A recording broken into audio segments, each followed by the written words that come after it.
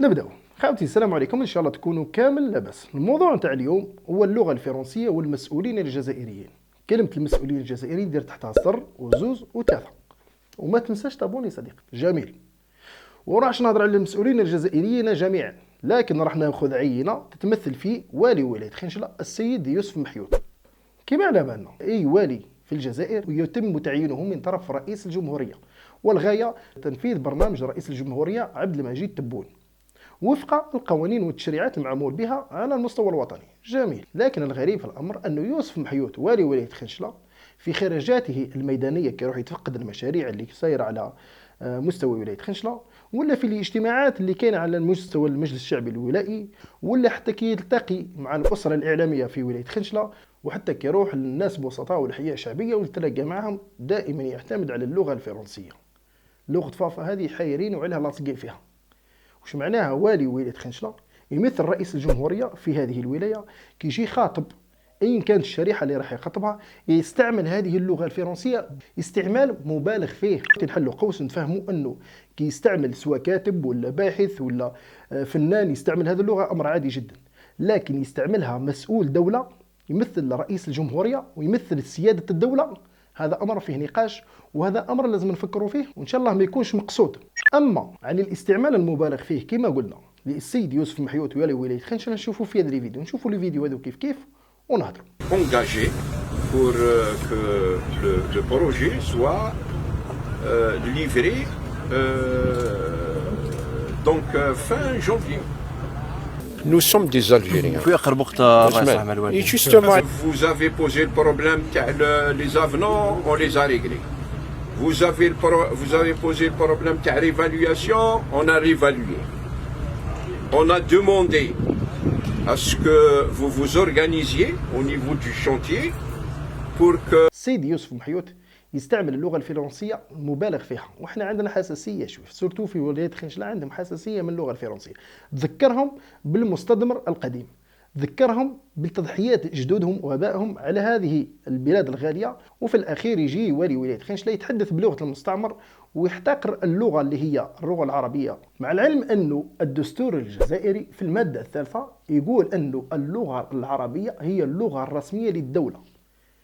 يعني أنت مجبر أيها المسؤول الجزائري ولست مخير، أنت مجبر على استعمال اللغة العربية في مخاطبة الشعب، في مخاطبة الأسرة الإعلامية، في مخاطبة الأعضاء المجلس الشعبي الولائي والأعضاء المجلس الشعبي الوطني. والسبب أن اللغة اللي يستعملها أي مسؤول في أي دولة عندها العديد من الرموز وعندها العديد من الدلائل. أولا تدل على سيادة الدولة وشخصيتها أمام الدول العالم. ثانيا احترام للدولة وتاريخها المجيد. أبسط شيء وأبسط عبارة نحترموا بها المجاهدين والأبطال اللي حرروا الجزائر أن نستعملوا حاجات تدل على استقلالنا وتدل على حريتنا عن المستضمر الغاشم. أنا هنا دائما نعني المسؤول الجزائري، ولا أعني الفنان، ولا أعني الصحفي، ولا أعني الرياضي، لكن المسؤول الجزائري عندها رمزية برمزية وسيادة الدولة. ولهذا التصريحات اللي تجي على لسان المسؤول مش كما التصريحات تجي على لسان فنان ولا رياضي. نجي نسقسي خاوتي، كش ما سمعت انت خطره في حياتك مسؤول فرنسي في البرلمان الفرنسي يتحدث اللغه العربيه؟ نو بالرغم انه الجاليه العربيه بصفه عامه والمغاربيه بصفه خاصه في فرنسا هي قويه جدا. حتى الناخب الجزائري في الاراضي الفرنسيه على ما اعتقد راهي تفوت 5 ملايين صوت، ورغم هكاك ما يتجرأ حتى مسؤول انه يخاطب الشعب نتاعو في المؤسسات الرسميه، او هو مسؤول رسمي يخاطب الشعب باللغه غير اللغه نتاعو اللي هي اللغه الفرنسيه. هنا نفهموا باللي الفروقات اللي عندهم والاحترام اللي يحترموا به شعبهم ويحترموا به المجتمع المدني ويحترموا به الصحفيين ويحترموا به شخصيه ورمزيه الدوله كما قلنا زي. اما المسؤول الجزائري زال لاصق في لغه فرنسا ولغه فافا، بالرغم انها لغه تخلف وما هيش لغه العلم وما هيش لغه التكنولوجيا وما هيش لغه التطور، لكن المسؤول الجزائري مازال محجر وفي دماغه il faut trouver une solution.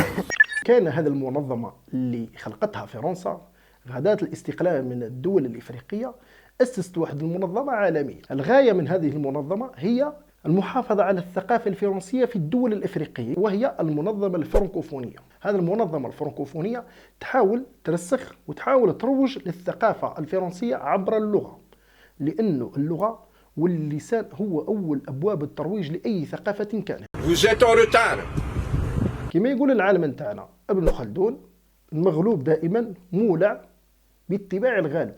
هما كيسيطروا على ألسنتنا وسيطروا على ثقافتنا، احنا عدنا نتبعوا الثقافة نتاعهم بدون دراية منا ولا إحساس منا. والمشكل مش غير في والي ولاية خنشلة السيد يوسف محيوط، حتى وزراء جزائريين. كان واحد المقولة للشيخ عبد الحميد بن بديس رحمه الله، مقولة شيقة جدا، لأنه هو كان من بين الرموز اللي دائما يدافعوا على اللغة ويدافعوا على الدين ويدافعوا على الهوية الجزائرية.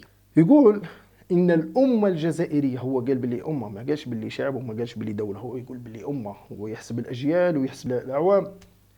إن الأمة الجزائرية لا يمكن أن تكون فرنسية ولا تستطيع أن تكون فرنسية وحتى لو أرادت ذلك، لأن لغتها وثقافتها وتاريخها يثبت عكس ذلك. وما تنساش طابوني.